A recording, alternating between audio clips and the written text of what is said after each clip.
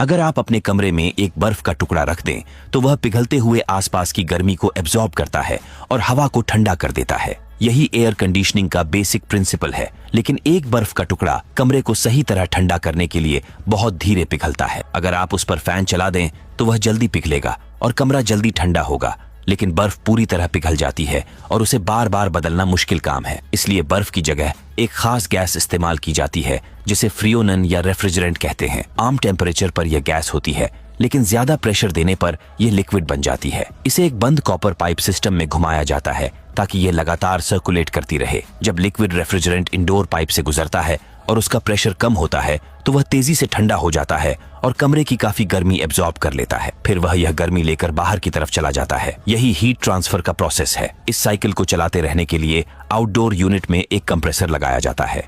जब रेफ्रिजरेंट वहां से गुजरता है तो वह जोर से कंप्रेस होता है और उसका टेम्परेचर तेजी से बढ़कर लगभग 80 डिग्री सेल्सियस तक पहुंच जाता है। इस गर्मी को बाहर निकालने के लिए आउटडोर यूनिट में एक फैन लगाया जाता है। हाई टेम्परेचर वाला रेफ्रिजरेंट बाहर की हवा में हीट रिलीज करता है और दोबारा लिक्विड बन जाता है, फिर इंडोर यूनिट की तरफ वापस आता है। इस स्टेज पर वह लिक्विड तो बन चुका होता है, लेकिन अभी भी हाई प्रेशर में होता है और पूरी तरह ठंडा नहीं होता।